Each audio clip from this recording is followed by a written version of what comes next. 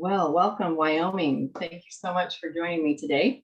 My name is Carmen Bowman. It's been my distinct pleasure to get to work with Wyoming over several years now on various culture change projects. And at the moment, I happen to be a coordinator for a big Wyoming grant.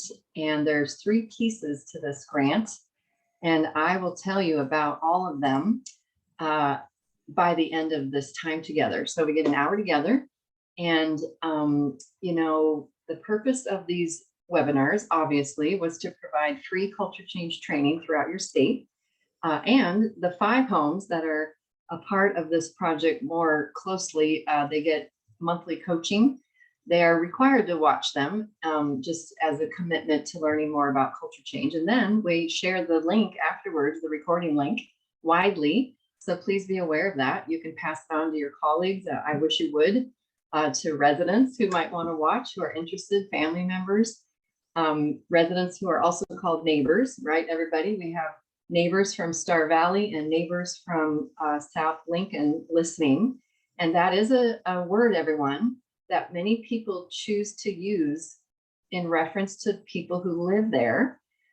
So it's just so cool if you think about it. People who live in a nursing home are neighbors to one another. It's a beautiful word. It's a normal word. And what I realized, everyone, is when you look through the lens of the people who live there, they are neighbors to one another. When we say neighbors, like you might have just heard Kathy refer to the neighbors. We have 5 neighbors here. You might be thinking, what is she talking about? And see, it's kind of awkward for us, right? Because we look through the lens of our work. And that's why we came up with words like patients, right? And residents, of course. And no one's saying what you should or shouldn't use, but it's just kind of exciting to think about using normal language. And I would challenge you all to consider looking through the lens of the people who live there and the fact that this is their home before it's our workplace. So today, one of the culture change practices that is well thought of, and I personally highly recommend, is what is called the community meeting. And so most of this is about that, but also some other ideas on building community. And like I said, some more information about this grant. We do want to thank your Wyoming State Survey Agency and the Denver Regional Office of CMS Region 8. They funded this grant. It's a 3-year grant. We're heading into the end of year 1, and it's called Implementing Culture Change Throughout Your State of Wyoming, Affecting Resident-Directed Living and Team Member Retention. So all these practices tend to translate into better satisfaction with life for those who live there and better satisfaction for those who work there. Just in general, when you change institutional culture to be less institutional and more normal, people like it. And I just love getting to share that with people. Community meetings, again, I said, is considered a practice of the culture change movement. So much so that it too is in the Artifacts tool. Some of you know what I'm talking about. The Artifacts of Culture Change is a measurement tool, and we started it in 2006, and we did a 2.0 version a year ago. And community meetings happen to be artifact number 107 out of 134. And let me just kind of read this. It's good. Community meetings are held on a routine basis, at least weekly, bringing residents, team members, and families together as a community. The community decides together on the content, such as inviting new residents and new team members to introduce themselves, celebrating life events, solving problems, planning future events, and reviewing policies. I'm going to talk about all that. That's in a sentence what you can do, although you can do whatever you want, and you can do more than that, you can do less than that. And before I forget to say this, the idea of a community meeting is truly that you come together as a wider community. So if you think about it, we have a lot of staff meetings and staff training, and then we have resident or neighbor meetings, neighbor group activities, right? And how often do they all come together? And about the most I've ever thought of or heard of is maybe a barbecue in the summer, maybe a barbecue every month in the summer. Good. But that's the point. We don't come together very often all together as a community.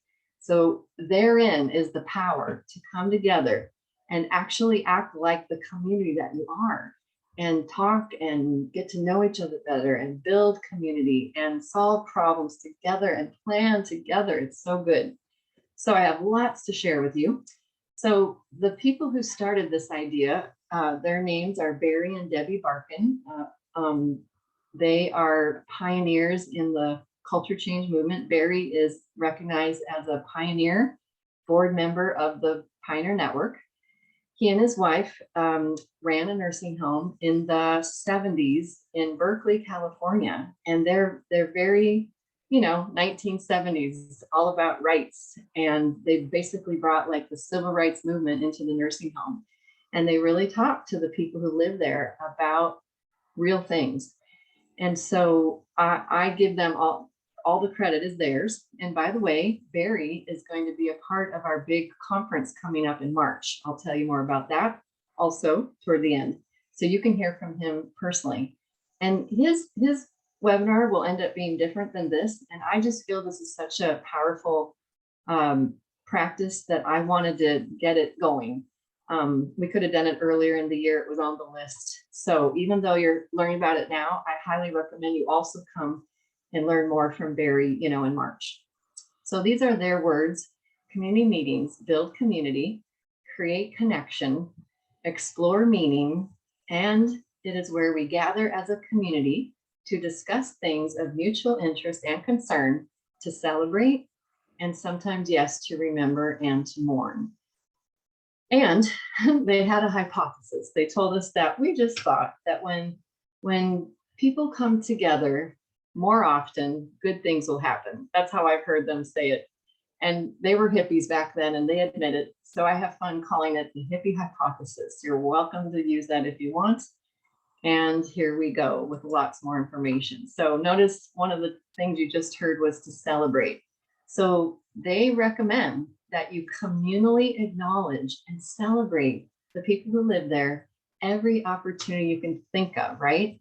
So if someone is walking again, you celebrate it. You make a big deal. Someone is not sick. Someone doesn't have COVID. Someone's off the COVID area, whatever it is, back from the hospital. They really make a point to celebrate anything that's worthy of celebrating. Life passages. So of course, big birthdays, big life landmark events. Someone's having a big anniversary, or their 25th great grandbaby was born, just celebrating everything there is to celebrate.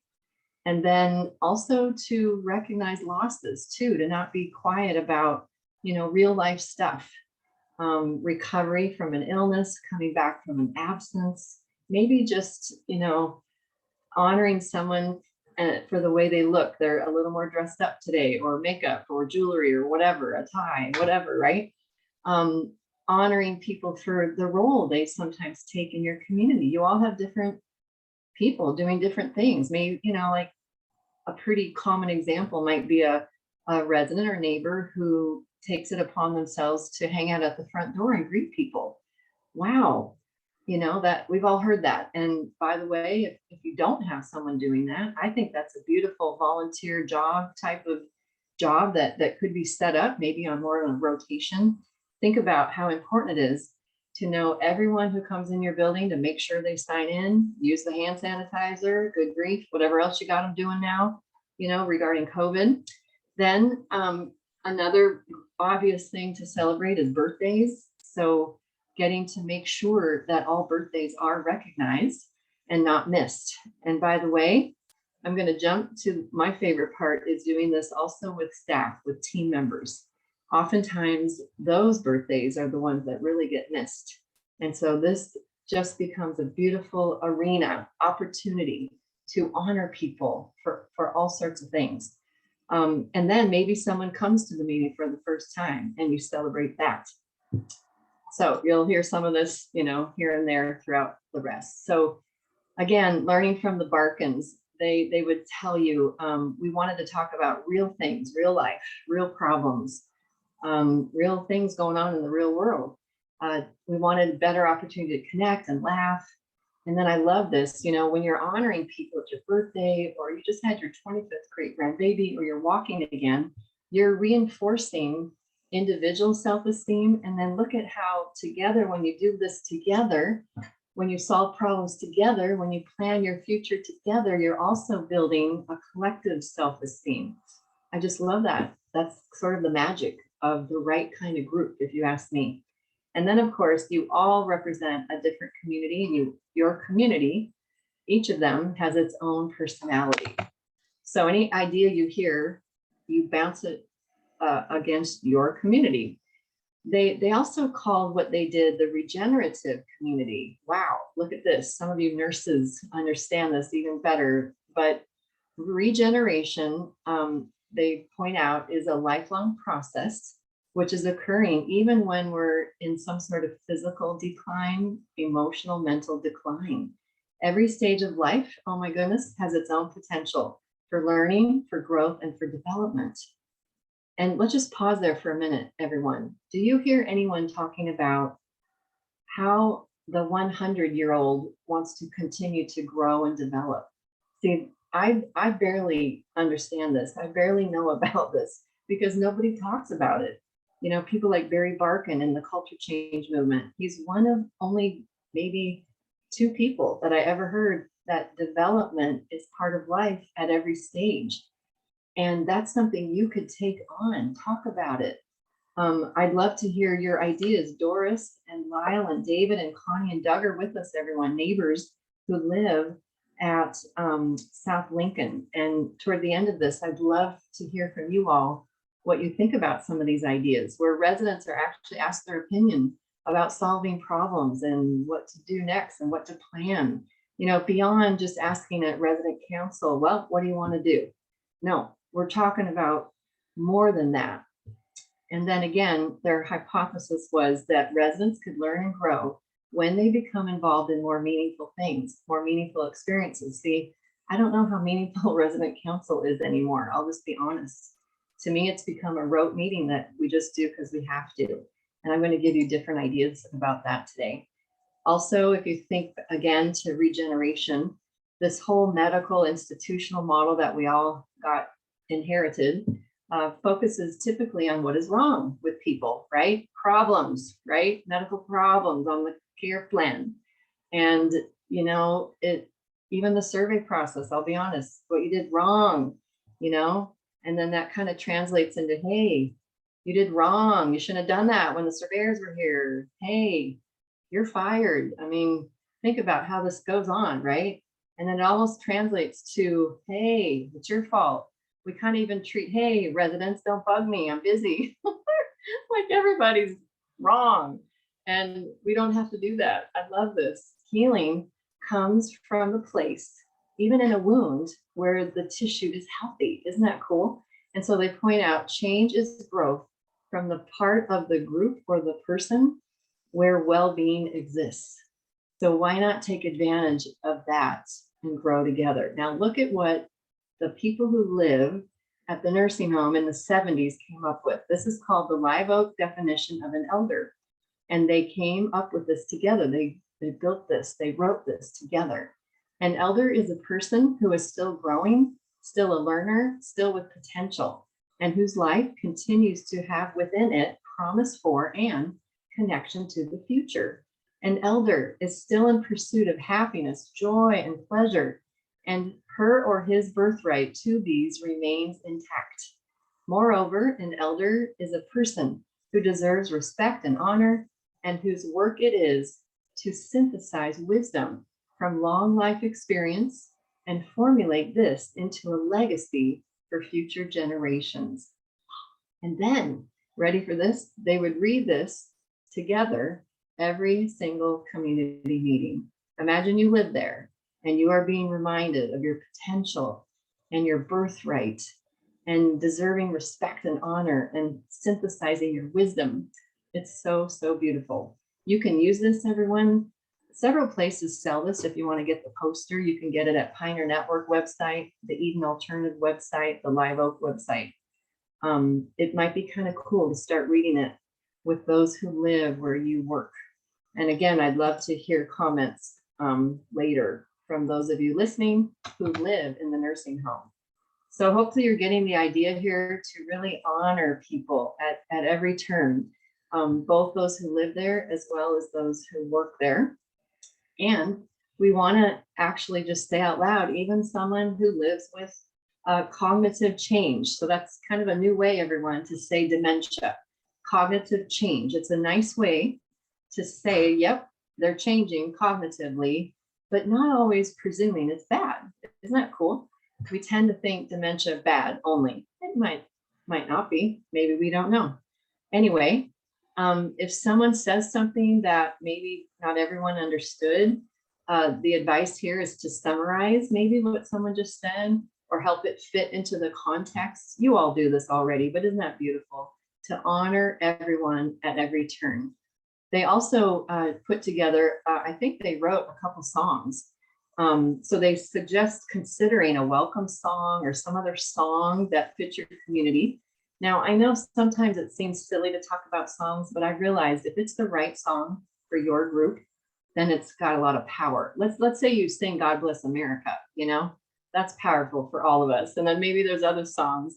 Maybe there's some sort of Wyoming song, or some song that fits your part of the world. Sometimes it can be very special. Don't write them off. And then, if you're going to have staff team members there, they have to have permission. They have to know that they're wanted. They're even expected. So you got to make it work for people. Let them know you want them to stop their other work and come. That is key, everyone. You're going to have people think they're not supposed to go to that meeting. And so make sure you address that. And then, maybe someone can't come to every meeting, but however you want to work that out, it's so good. It's worth the time. It truly is to build this kind of community. So again, things you could do, news of the home, of course, changes, challenges, what's going on with COVID, events coming up. Involve the people who live there, help them make the changes you might maybe want to make. They have great ideas, of course. They've lived long lives, of course. They've ran businesses and families and ranches and farms, How dare we not involve them in more decision making? Wait till you hear some of the other things I have to tell you. And we all know also that people in general feel dismissed if they are not well communicated with. How many of you have felt like, why didn't anyone tell me she died? Or why didn't anyone tell me that big new change? So especially with all the changes with COVID, it's my sense that maybe one good thing out of COVID has become being better communicators. I kind of have a feeling, love to know if you agree, because there's so many changes you're having to communicate all the time, right? Then in your community meeting, you could do this, you don't have to, but they did, and they didn't ignore the news of the wider world. So you could talk about what's going on in your wider community and the world. You could help put it into historical context so people can relate to it. And notice, if someone already lived through a pandemic, they're going to have words of wisdom to those of us now doing that. Certainly you could figure out what parts of news, what big issues are most of interest to your community.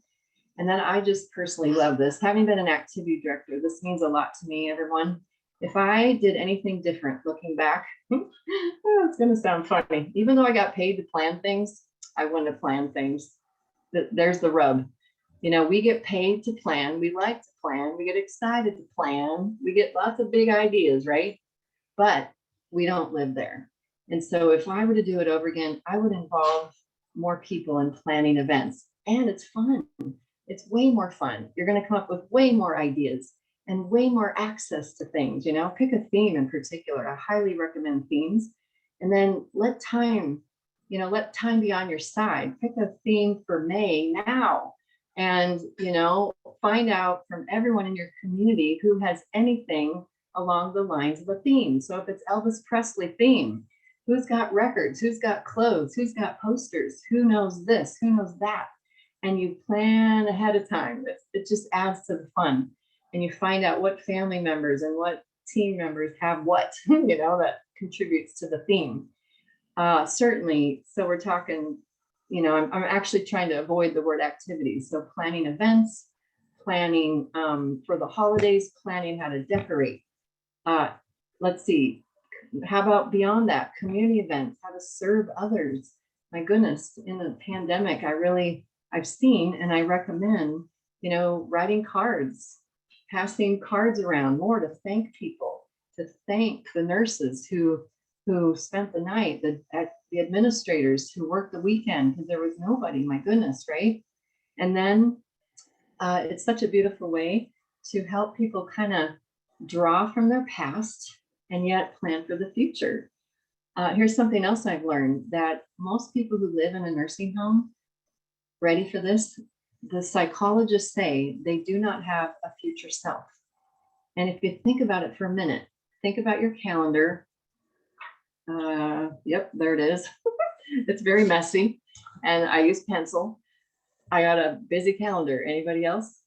But now, those of you that live there, do any of you even have your own calendar? Most people don't.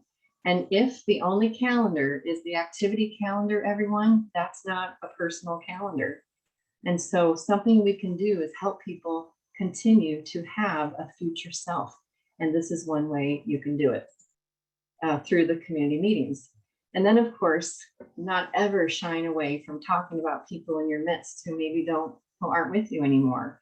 Remembering, talking about moments of remembrance. You could do it in the community meeting. Another culture change practice is to have an individual memorial service for individuals.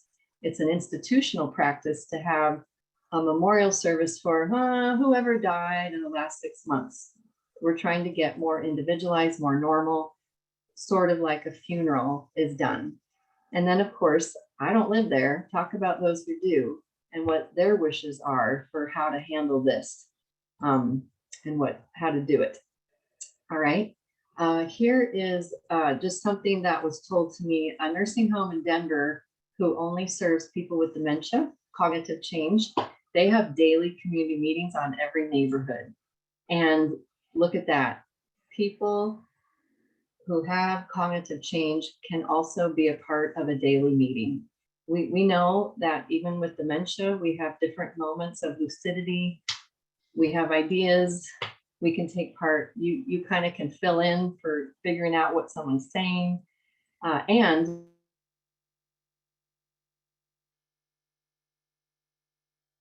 for honoring choice, also being very spontaneous. One thing I love too about community meetings is they absolutely cost no money. So I should have brought that up at the end maybe because you haven't even heard the best of it yet, but to build community, to help people feel included, right? It doesn't have to cost anything. To stop your other work for, maybe an hour at the most, certainly doesn't even have to be that long, 30 minutes, probably pays off in the end. So let me tell you about a couple of the best community meetings I've ever heard of or seen. So I'm from Colorado, and we started the Colorado Culture Change Coalition in 2002. And someone in our state who really got into this started with community meetings to change culture in the nursing home where she was the administrator. And I was a surveyor still back in 2003. And I got to witness this community meeting, the first one I ever got to see. And I was so impressed. I've been bragging about her ever since. So sure enough, they did things like birthdays and the big life events, announcements, events coming up, okay? And here was something they did I've never seen done before regarding planning the future events, etc.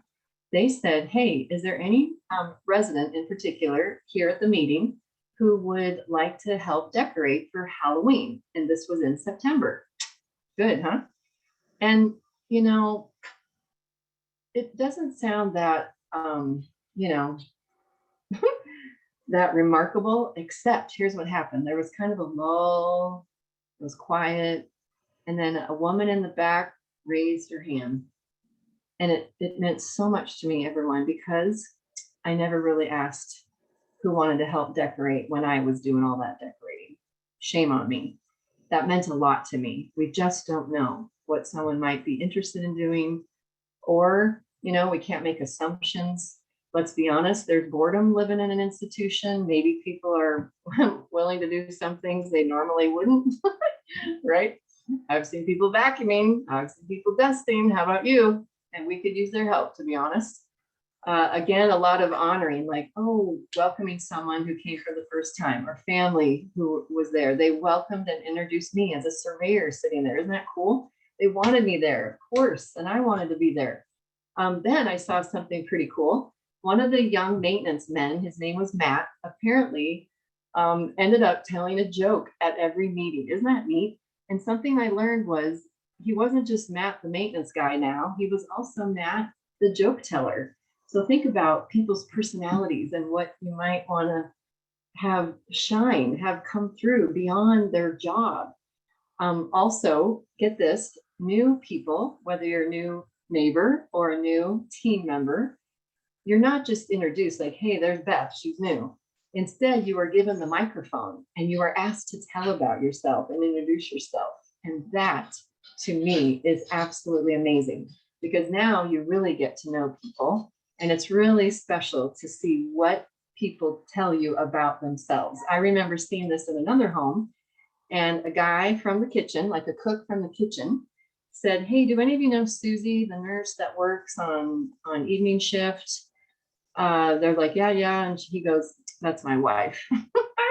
And I'm like, there it is. See, there's the sweetness of community meetings and having people introduce themselves.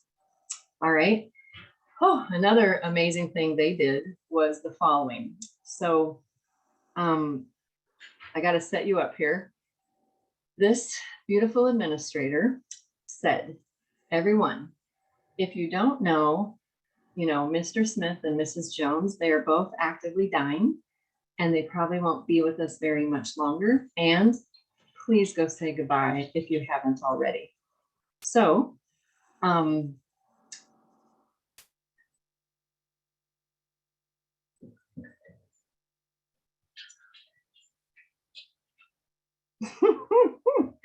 am so sorry, everybody.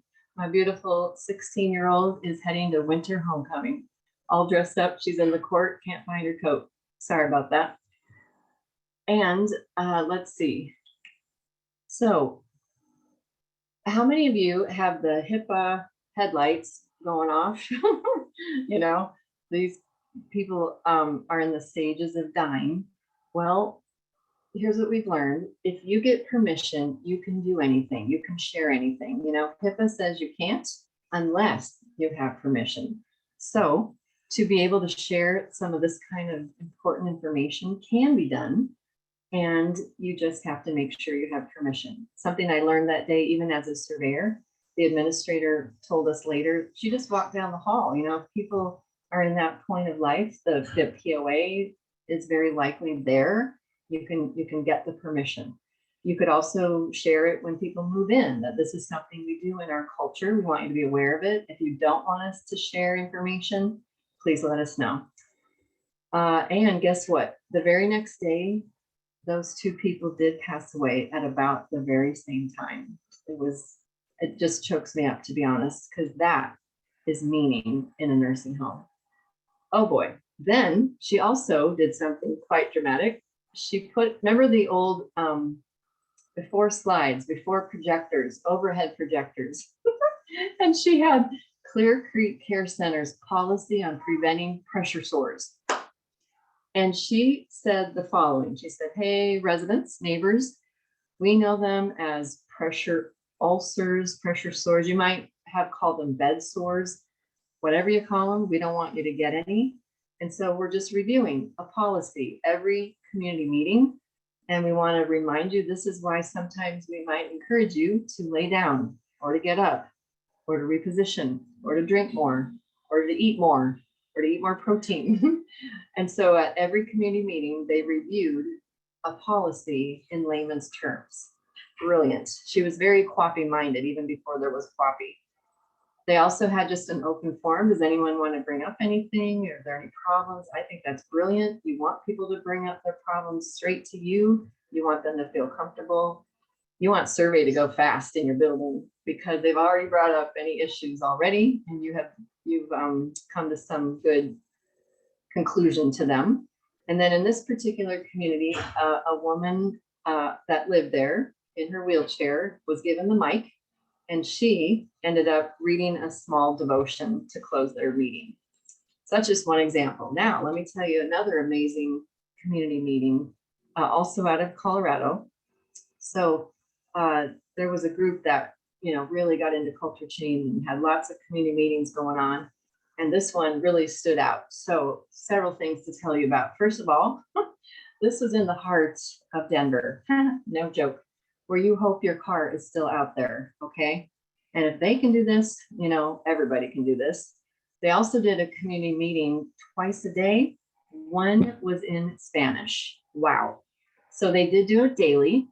And again, remember, staff are sitting there, residents are sitting there, and they took it to the next level is how I think of it. So they brought both residents and staff members into budget decisions. This just blows my mind. So one year, apparently the finances were tight, and this was brought to this group and they talked about it, more than once. And apparently residents were quoted as having said, we will take cheaper toilet paper so that no staff member has to lose their job. Can you believe that? Wow. They also, get this, if you sold any kind of products, if you were a vendor and you came into this nursing home and you came to the receptionist and you asked to speak to so-and-so, you would be told, well, those decisions are actually made at the community meeting every morning. You're welcome to come back in the morning. Can you believe that? I cannot believe that. And so imagine you are including everyone on sampling food, cheese, drinks, juice, how much money does this juice cost? How much money does that juice cost? I think it's beautiful.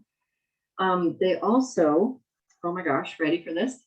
After doing this for about 30 to 31 days, it was time to go to resident council, okay? And guess what there was to talk about at resident council? Who can guess? In fact, I'll wait for some answers in the chat box because I also should have told you this before that.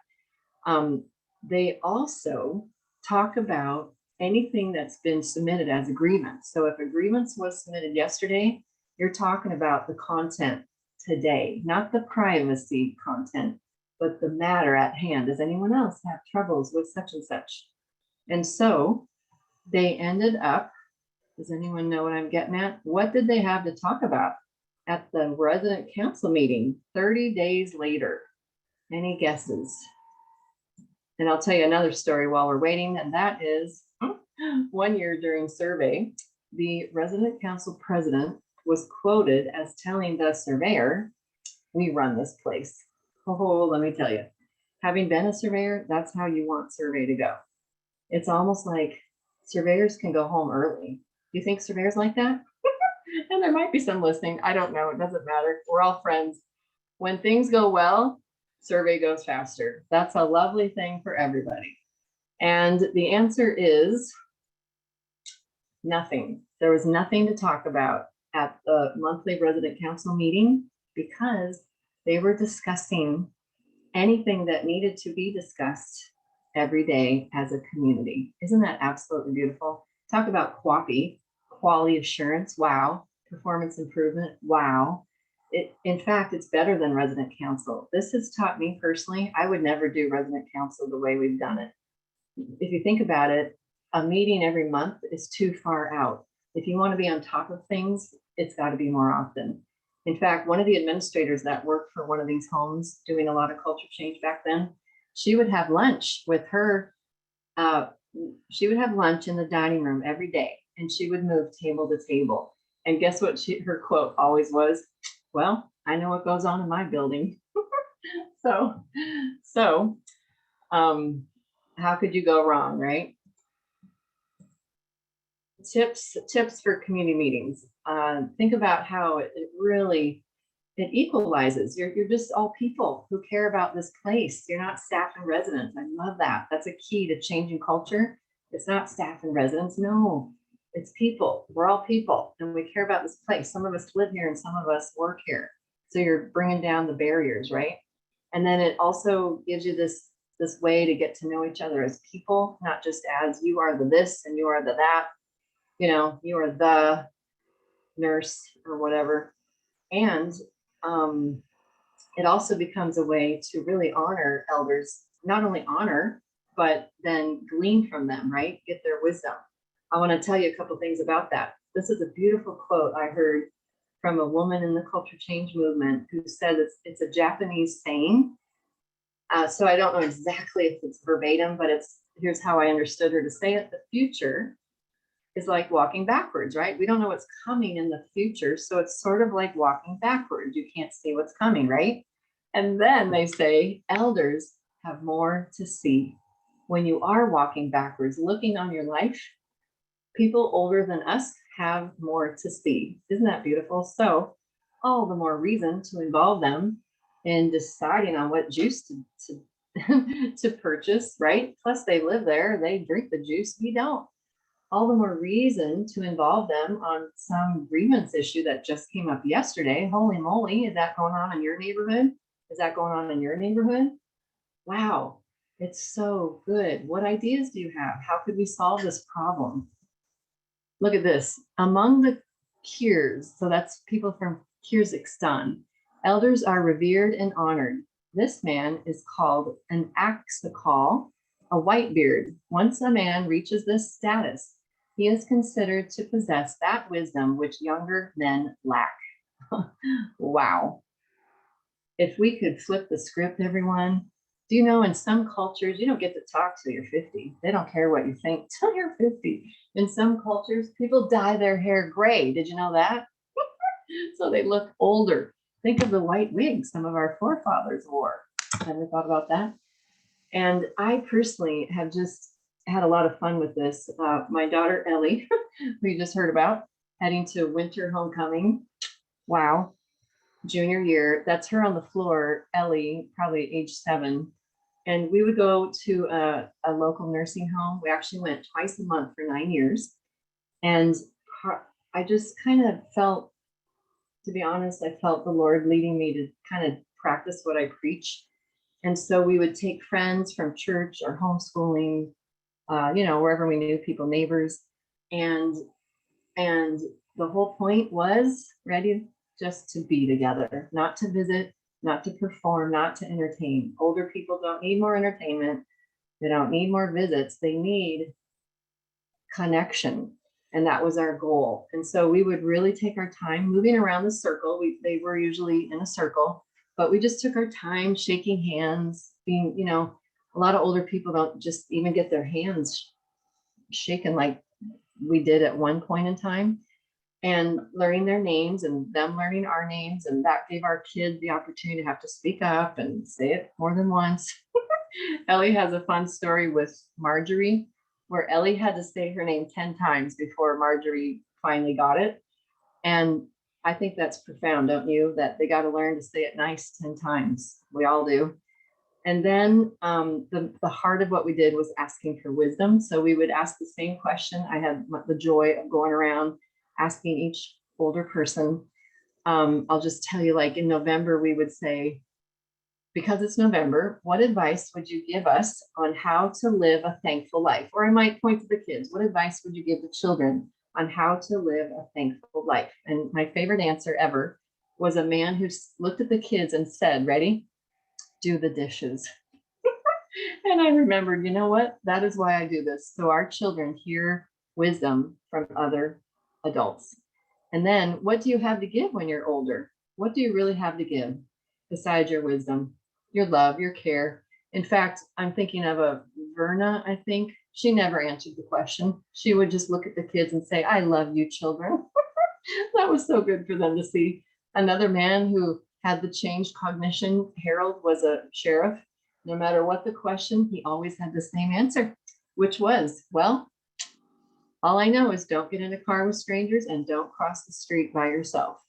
And the sheriff came out every time. Isn't that beautiful? And one last favorite one I'll share with you was this. Who her name is escaping me, Jean. So we asked Jean how to be patient. And she said, well, here's what you do. You learn what makes the people impatient that you are around, and you don't do that. Isn't that wonderful? I still have to learn that. So here's my point. You all could ask not only for how to solve problems at the community meeting, you could be asking for wisdom. You could create a wisdom book. You could have chapters on how to raise children, how to handle life, how to handle a pandemic, what to do when you're lonely, what to do when you're bored. You could have chapters on marriage and teenagers and etc. Why not? I have a wisdom book. I don't know what to do with it. I wish I could do something with it, but if you had one, think of what you could do with it. You could sell it for a nominal fee, have a fundraiser. Who would want one? Would you want one? Would every staff member want one? Maybe. Would the family members want one? Would they just want one? Nope. If grandma's quoted in it, would they want 20 maybe? You really could have fun with this, Wyoming. Go for it. And then, okay, now just a few more things coming out of the outside of community meetings per se. Some communities around the country have grown this idea where residents are really honored for what they think. So much so, in Illinois, there are several resident hiring committees. Yep. And that's a photo of residents who have been trained on how to ask the questions, what to ask, what not to ask. And they're all assigned what they're going to ask. And they meet the people that are applying to work in the nursing home. And you have to pass their committee in order to work there. Isn't that amazing? Now, I know staffing's a little different nowadays, but I'd love for you to hear these ideas. There's also advisory councils out there that kind of go beyond what we normally see. So maybe councils on dining and dining ambiance. I'm avoiding the word activities, meaningful engagement, holidays, decor. One home had a council that it had to go through the council, what went on the walls. So lots of ideas there for you. And then I want to show you this from tag 565. It doesn't say resident council. If you didn't know, the requirement for quote resident council actually comes from state regs, but the federal regs has it more like a right. Residents have the right to organize in a group. And then if there's a group, your nursing home must consider the views of a resident or family group and act promptly upon grievances and recommendations of that group concerning issues of resident care and life in that building. So let's just parcel that out. You must consider their views and act promptly upon any grievances and recommendations. Now, it doesn't mean you have to do every single thing that's recommended, but act promptly. And notice here it says it doesn't just stop with care concerning issues of care. It could have, because guess what gets all the attention? Care. And I love pointing out that this is one of the few places in the regulations that actually brings up the life that people are living beyond the care that we are giving. So you could kind of use this regulation to your advantage. What a great way to do this beyond the old, outdated, only monthly resident council, right? So just want to point that out. It's so good. And then I want to tell you that in the culture change movement, there's a term called high involvement. It really comes mostly from Labreen Norton, who, by the way, is one of our speakers in March. How can you just have higher and higher involvement from everybody? So here's some other ideas: building community. You could have neighborhood councils instead of the monthly resident council. That's another unique idea. And let me tell you a couple of things we've learned about that. Number one, people tend to come when it's about their neighborhood that they live on. You could even get the nurses more involved, the CNAs, whoever works on that neighborhood. Now it makes sense for me to go to that neighborhood meeting, whereas it doesn't make all that much sense to go to the large resident council meeting, perhaps. So you could do this instead of one resident council. You can. There's nothing in the regs that says you cannot. Now, the other thing you could do, and I've seen it also, is you could have a resident representative from each neighborhood, and they make up some sort of a wider resident council meeting, but it tends just to be the representative, so you could do that. Some other neat things I've learned is try holding this meeting in a circle. Lorene Norton is also the mother of the Learning Circle, and she's going to teach us that as well. And I just have a true story that because they set the chairs up in a circle, more people came to resident council. Isn't that amazing? And then that same home, we stopped calling it resident council. We called it this, ready? What really needs talked about meeting. So, I'm just having fun. You could shake it up a little, call things something different, hold it somewhere else, hold it differently, hold it in a circle. The feedback we got from the circle was residents loved it because they could hear better, see better, be heard better. A resident said, I feel like I was more included. High involvement.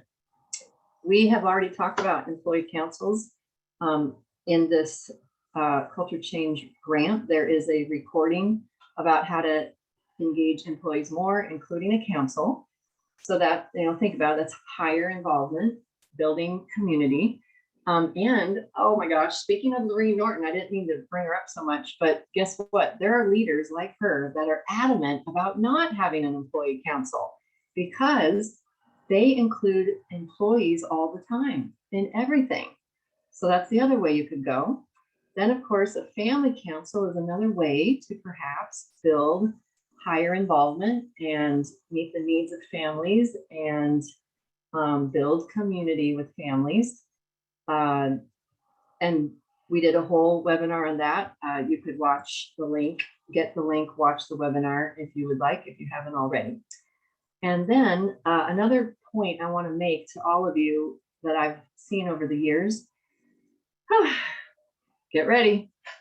I do not think that the activity director nor any middle manager should be in charge of resident council.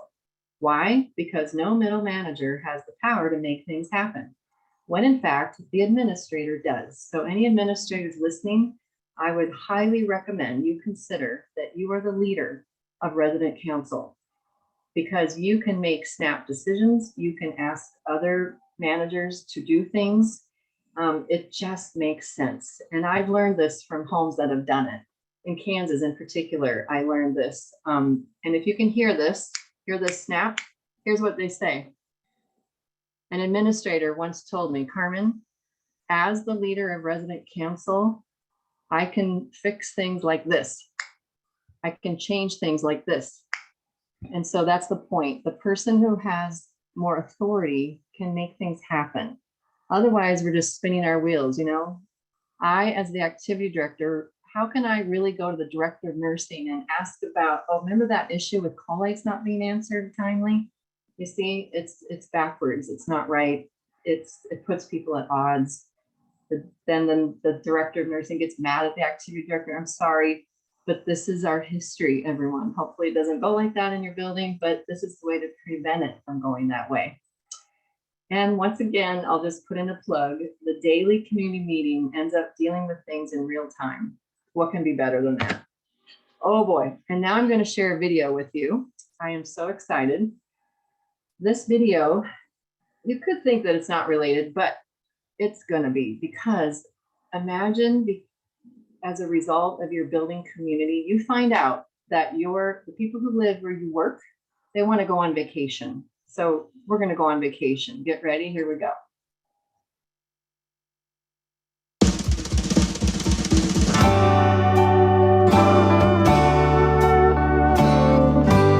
The last time I was on vacation was 40 years ago.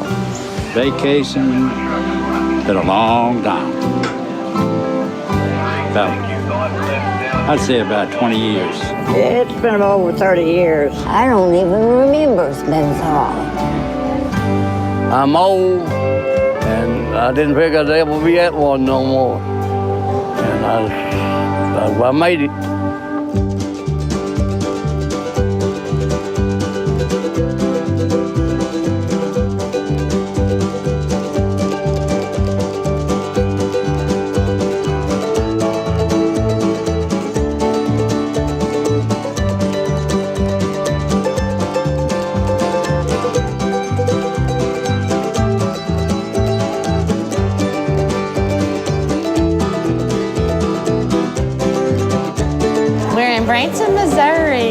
Branson, Missouri, the Show Me State. We are going to do all kinds of things because we are on vacation, so we can do whatever we want. I was taking on having a good time.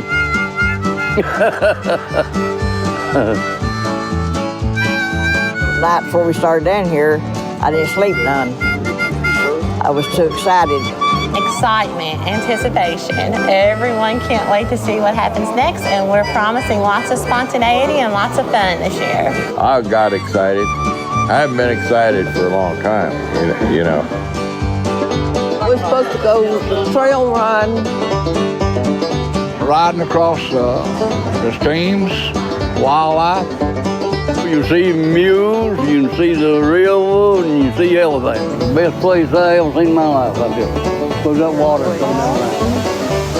Oh boy, the waterfalls are really pretty good. Brother, they got the fish. They as long as my arm. Real good to look out over it and see things moving. Yeah, look at the babies. Hi. Yeah, it's talking. That's a sweet baby. Oh, I wish I could hug that one. I like most all animals. Oh, I seen something I'd never seen in my whole life was a buffalo. That is a big one. Look at that big one. That's the first baby one I ever saw. Beautiful out here, everything. The water and the fish and animals.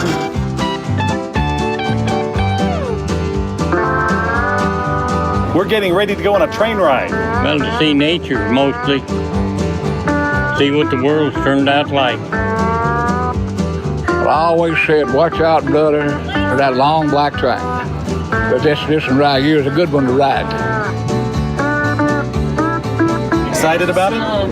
Yeah. It's good. The fog is burning off. I think it's going to be a good day. Well, it's the first time I've been on a trip like this. Oh gosh, it's really neat. I mean, to get to go out places, see, I get to go everywhere from the nursing home. I see all this forestry, I see hills. Lakes, mountains, valleys, waterfalls, wildlife, everything that you'd want for a great adventure.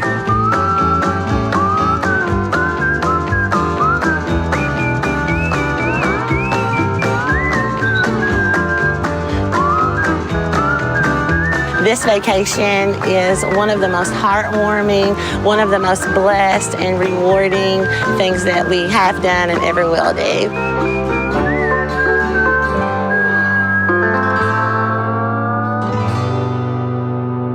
love to hear what some of you think of that. Talk about building community, go on vacation. Let's see, I'm gonna skip the language stuff. We've got some slides about language. We're all working on that. And remind you that the Artifacts of Culture Change is a tool you all can use. And community meetings is, like I said, one of many practices. I want to thank and highlight Star Valley, South Lincoln, and Granite. They are 3 homes in the first year of the project. And I'd like to also welcome Life Care Center of Casper and Wyoming Retirement because they joined midway. How cool is that? And to thank them for joining midway through the first year. They're going to get to stay in the project the second year. And that's why we're looking for 3 other homes. If any of you want to be a part, there's a simple application process, which is mainly filling out the Artifacts tool. And here comes the conference. So we were going to do an in-person, of course, can't decided over a year ago it'd be online. So get ready for this. Okay, it's a lot. You know how they call basketball March Madness? We're having our own. So if I can draw your attention to the Tuesdays, there is a conference session every Tuesday starting at 2 o'clock. Everything is Mountain Time here. We go 45 minutes and then we take a break and another 45, actually 45, then questions for 15 minutes and then a break for 15 and then 45 and 15 again. So the good part is that you get more time with these brilliant people. So shared leadership and learning circles is Lorraine Norton on the first. Person directed dining, Suzanne Queering. So she just gets excited herself. You got to come see them all. Valuing team members, Lacey Corneliuson out of Kansas. Everything is related to recruitment and retention. And then I'm highlighting the community meetings with Barry Barkin there on the 22nd and the 29th. This one, they're all at 2 except the 29th at 5 because we want to make it available, more available to the night shift team members. And it's on Restorative Sleep by Linda Shell. Then we're having 10 special sessions. If you see the 3rd there, that is meant for residents. So we really need your help in getting the word out and inviting some of your residents that might want to take part. Even if it's just 1 or 2 from every building, that's fine, that's great. Whoever wants to come. And then one for families on the 4th there. If you look at the 9th, that's activities, recreation, etc. The 10th, social services. The 11th, your dining team. The 16th, therapies. 18th, environmental services. 23rd is for surveyors. 24th for nursing. The 25th, I'd like to tell you is something also very special. Oh boy, I have so much to tell you about. And I'm trying to move things here, sorry. Let me finish first. The next special session is the 30th. This is a change, everyone. If you got invitations from me or someone else, we just switched. So administrators and their teams are on the 30th. And then the last meeting of our steering committee is on Thursday. We just thought it would make sense to have the last meeting of the whole first year be on the last day of the month after all of these, okay? But then back to the 25th, this webinar, the last, Friday of the month is going to be very exciting because it will be hearing from these teams that have implemented culture change this past year. So please join us for that. And next month, this webinar will be living life outside of groups. I believe this has been an issue that we need to look at even before, let alone during, and it will be after a pandemic. So also webinars are all recorded and stored at the Mountain Pacific, that long website there. If you want to look at anything, thank you to Jill Holt. She also sends out everything we do. She has a mailing list of directors of nursing and nursing home administrators. And if you want to get on her list, let her know. If you'd like to get on my list, let me know. And with that, I'm done. And I'd like to know if anyone has a question or a comment. And it'd be really fun to have you just talk. How about unmute? I'm going to let you all, it says allow to talk. Ask to unmute. Would someone just share something? Now, Carmen, that last date, you said February 28th. Oh, yeah. So this, yes, Paula, thank you. This webinar is February. That's right. The next monthly free webinar, February 28th. But isn't that a Monday, February 28th? Oh boy, could be. Thank you. 25th. Thank you, Paula. Sorry about that. It's a typo from last month, which is this date. Good catch. Paula, as a family member listening, any response to anything said today? I'm sorry, I missed most of it. I was at a hospital finance meeting, and then I grabbed my phone real quick when I headed home, and then I tried to get on the video, but I've only got about the last 5 minutes of it. I'm sorry. No problem. Let's see. How about Kathy? Kathy, does David or Connie or Doug or Doris, Celia, Lyle have anything to share?